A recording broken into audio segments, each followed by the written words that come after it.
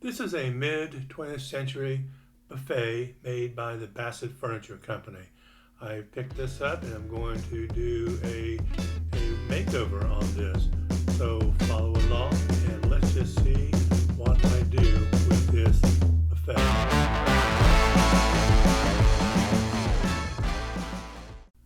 So I have found a couple of issues with this buffet that need to be addressed before I can move forward.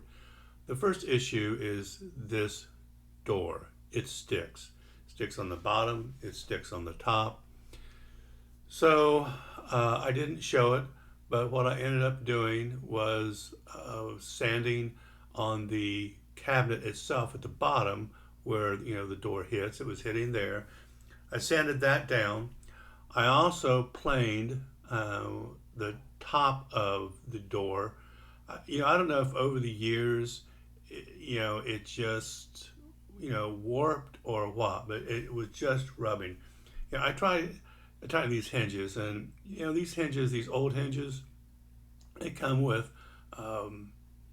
these flathead screws, and they are so thin. I don't have hardly any screwdrivers to get into them. So I ended up laying that down, and the other door was just fine. The other thing I needed to address was this emblem. I didn't notice when I bought it, but it's broken on both ends, on the right and the left. And I don't have any way to repair that, at least not with my expertise. So I decided to take it off. Which kind of made a decision for me what I was going to do with this. But so I took off the emblem, and it came off really easily. And that's really the only major things that I have to do, other than patching some dings on the buffet itself. So the next order of business is to remove all the drawers, number them, and actually I believe I already numbered them when I picked it up. But I need to take off all the hardware and clean, and then clean the entire buffet. I use crud cutter, and so we'll get this cleaned up, and then we'll be ready to move on to the next step. So since I'm going to be painting the inside of the buffet, I also wanted to paint the part of the back that faces into the buffet so it all matches. So I needed to take the back off. That was a bit of a job. These screws are so old. They're flatheads again, and their slot is so thin, I couldn't hardly get a screwdriver in them. Some of the screws just popped right out. But I finally got the back off. So the next step would be to clean it and then prepare it to be primed. To save on some sanding, I'm going to take the top layer off the dresser, and it turns out acetone removes it very well. So I'm going to be using acetone. I'd rather do this than use a chemical stripper because I just can't stand chemical strippers. But the acetone works pretty good. So I'm going to take a steel wool and wipe it all in, and then I'm going to take a plastic scraper and scrape off as much as I can. And then whatever I have left, I'm going to sand it off. Now that I've got most of this finish off, I'm going to get the rest of it off with my Orbital sander. And as I did this and I moved on to the drawers, excuse me, I've kind of figured out that I really didn't need to use acetone. The finish is coming off very, very easily just with sanding. So I kind of wasted some acetone, I guess. But so we'll get all the flat parts sanded, and then we'll move on to the rounded parts of the dresser. So I've got all the sanding done, and I wiped it down with a wet microfiber cloth. And in doing so, I discovered a couple of areas that I didn't notice before, but I need to fix. One is this area right here. It's this trim between the drawers, and it's kind of shaved off at the end. So I'm going to use Kwikwood to fix this. Kwikwood is kind of like a wood filler, kind of a putty. It's has the putty and then an activator. It's all built into one. So you just need to cut off what you need, and then you knead it together and mix it with your fingers until it's all a uniform color and the activator has been thoroughly mixed in. It's easier to use Kwikwood for something like this because I can mold it and shape it, whereas Bondo it's too liquidy and I'd have a lot of sanding to do. So this, I can get it pretty close, so I can cut down on the sanding. So go mix this up and apply it and get this one done. Then when I've got this out, I noticed another little place on the top that I need to patch. So I'm just going to go ahead and use the rest of the Kwikwood on that. And then I believe this is all the patching I've got to do. So I'm going to prime the drawers and the doors first. I'm using cover stain, and I'm going to roll it on. And I'm just dipping the roller into the paint can. I didn't bother to put it into a pan or anything. I guess I'm being a little lazy, but it seems to work pretty good. So I'm going to get all the drawers primed, the doors primed. Once that's done, I will sand it down lightly to get it smooth. Cover stain kind of tends to go on it's not very smooth. It's not as smooth as a shellac-based primer, and so it takes a little bit of sanding to get it smoothed out. I also want to mention I put tape on the back of on the inside of the drawers where the hardware holes are, so that paint wouldn't drip in. So kind of remember that when you're doing your drawers and you're painting either with a brush or a roller. So get all this put on, let it dry, and then I'm going to move on to priming the buffet itself. So I'm getting ready to prime the buffet itself. I've bought this big can of cover stain, and I thought, man, this is twice the amount of a small can. This is going to work great. So as you can see, as I start to spray, it's a wide spray pattern. And as it turns out, this whole can barely covered the buffet. I think because of the spray pattern, it's so much waste. If I was spraying something flat, a large flat surface, I think it would be okay. But for the most part, I think it's just too much waste. So I would not recommend buying this large can if you're wanting to spray a piece of furniture. It just doesn't work very well. But we got it all sprayed. I had nothing left, and so once this dries, we'll be ready to sand it a bit and go on to putting the first coat of base coat on. I will admit, so far in this project, nothing exciting has happened. It's the same thing you do on every project. You sand, you clean, you make repairs, you prime, and then you start to paint. But in this project, to me, this is the most exciting part and something I'd never done before. I'm going to put a faux wood finish on the top of this buffet. So I've already painted the base coat on top. It's a Sherwin-Williams natural linen, a very light beige. And in practicing this technique, I have found that sometimes, especially if I think I'm going to do it over and over again, which I may on this, that if I don't seal between coats, it will reactivate the previous coat. So I'm going to seal this with some matte polyacrylic from Minwax. Let this dry, and then I will start to apply the faux finish. So now I'm going to mix up my glaze. I am using 2 parts of a clear glaze. This happens to be from Sherwin-Williams Faux Impressions, and to 1 part of stain. I'm using Bare Early American Stain, and so I mix both of these together, a 2-to-1, 2 parts clear glaze to 1 part stain, and we'll get that mixed up, and then we'll be ready to apply it. So before I apply the glaze, I'm going to lightly sand down the top. I'm using a used Surfprep pad, 180 to 220. And so I'm just going to lightly sand this down just to get rid of any, dust imperfection that may have gotten into the paint. And then we will start to apply the glaze. So to create this faux finish, I'm going to use potentially several tools. These are graining tools of the grain that I want to try to create. I'm also using the edge of two others. This one has it leaves a kind of wide, grainy effect, and excuse me. And this one has a small grain effect that I'm going to be using.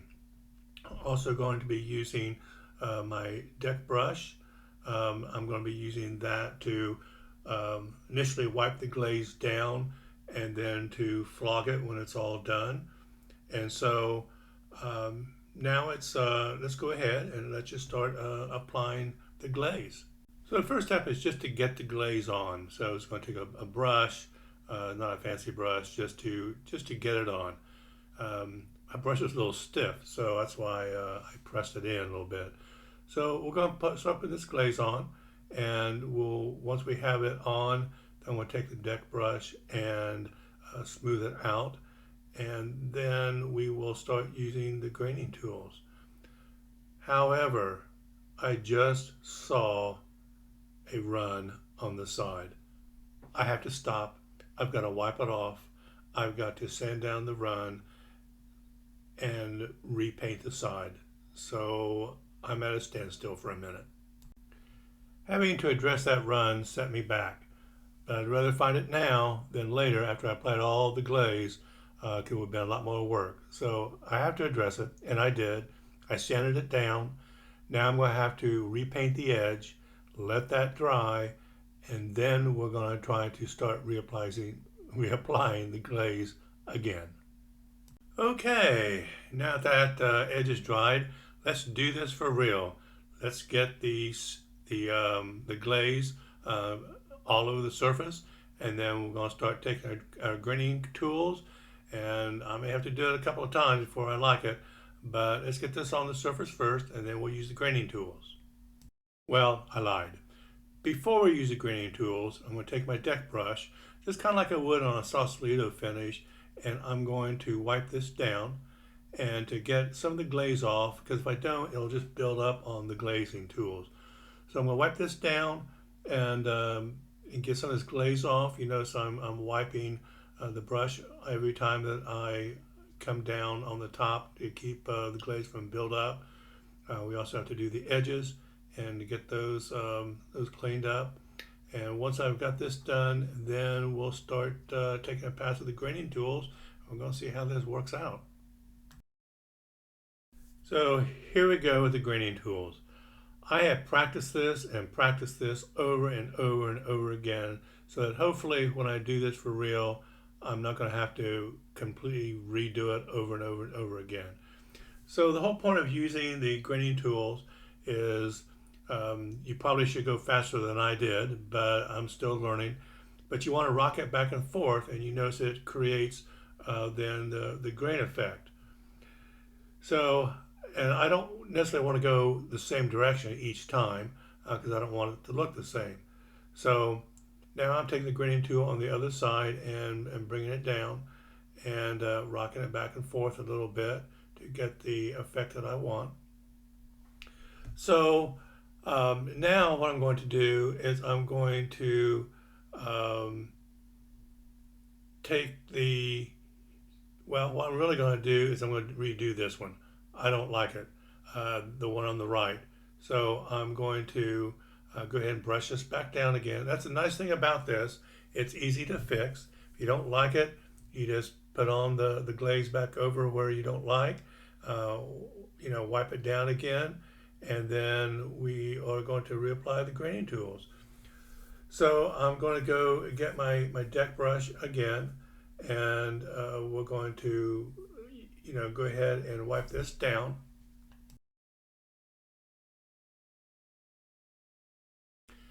Now I'm going to get my graining tool, and I went to a little bit smaller tool.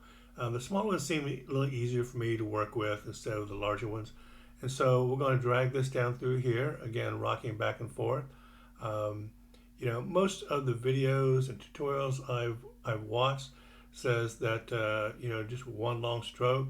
But in looking at real wood, it's not necessarily like that. There are gaps. There's all kinds of things that change in real wood. So I didn't go just one smooth stroke down through here. I did change it up a little bit. And so now what I'm going to do, because I'm fairly pleased with how all this looks, I'm going to take one of the tools. It's got on the edge a thick grain type look. And you don't want this to be straight, because it's not straight in real wood, right? I mean, if you ever take the time to look at it, it's got thick grain, it's got all kinds of variations in the wood. And so the tool I just used is a smaller grain effect. And so now I'm going to go in the middle, and I'm going to use the bigger tooth again. And so I'm getting this to the point of how I like it. So I am kind of going over and over again a few times. And then I'm going to take one more pass at this, and then I'm probably going to use my other tool here in just a second to well, I guess what I'm doing, I'm kind of doing this narration as I'm rewatching this video. So I'm taking the larger graining tools and going against the other look, and then I'm going to take the smaller one and go against the edge, so that it gives it a little bit of a different feel. And then I'm also going in the middle where I've got the gap. I'm going to go over that a little bit and give it a smaller grain effect. So I think that I am starting to like this. I'm going to do one more pass down here to feather this out just a little bit. So I have found in using these graining tools is that as you slide the tool across the glaze, it builds up glaze in various areas, and I don't want that buildup.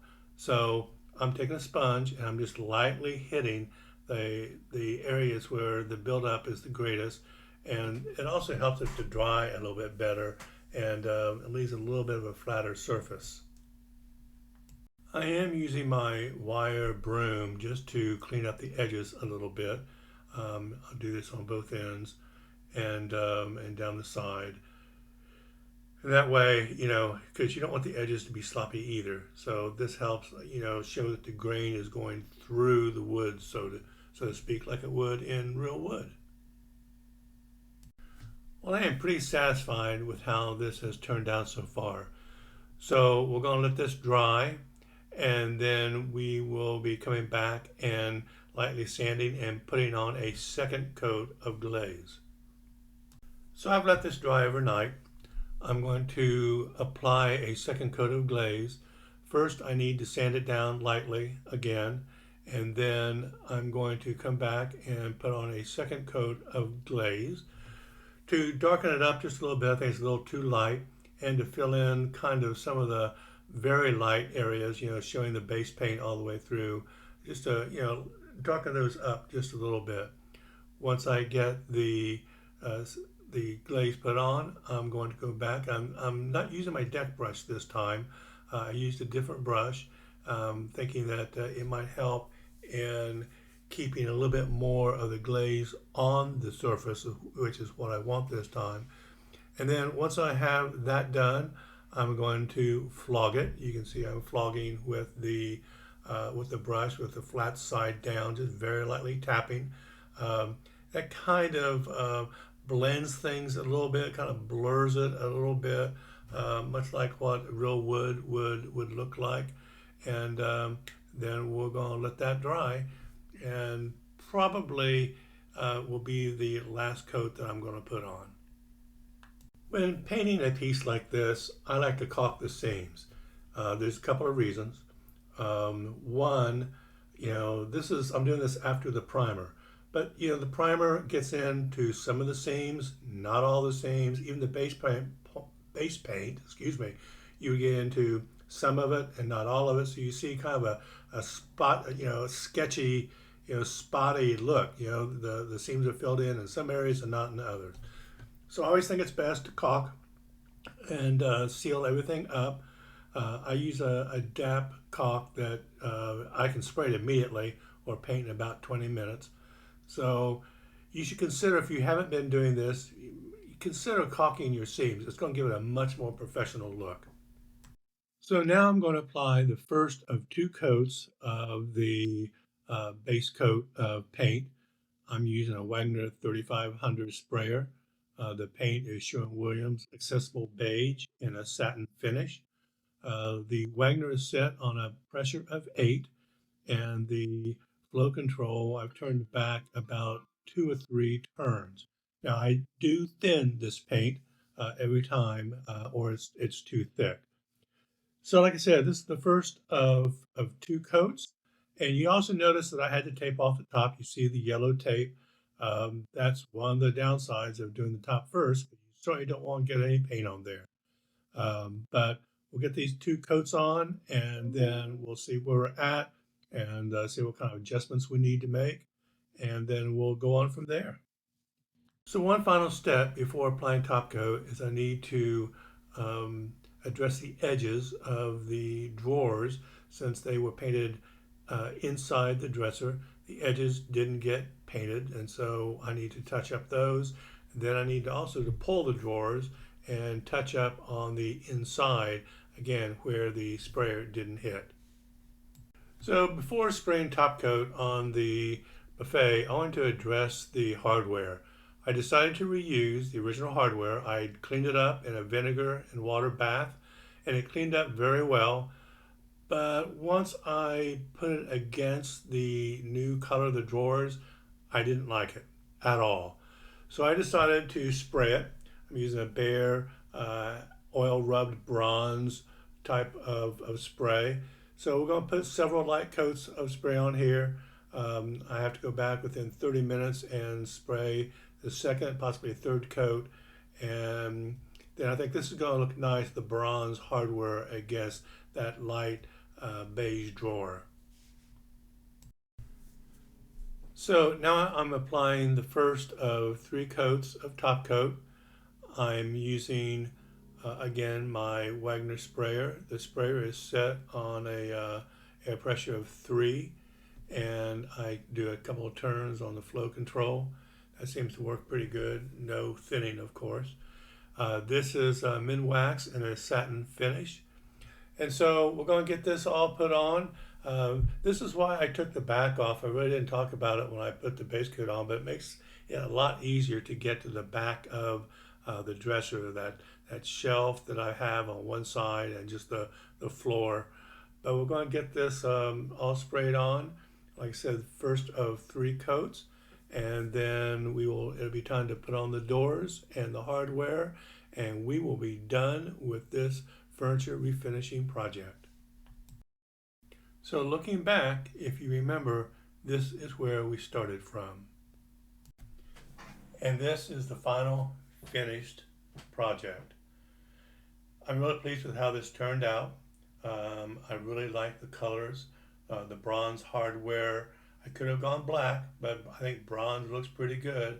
I'm real pleased with this first faux wood top that I have made that's not a Sausalito style, using the graining tools. I think it's pretty realistic and it came out beautiful. So thank you for watching this video. I hope that you have found something entertaining, educational. If you haven't subscribed, please do. And I'll see you on the next refinishing project from the next season.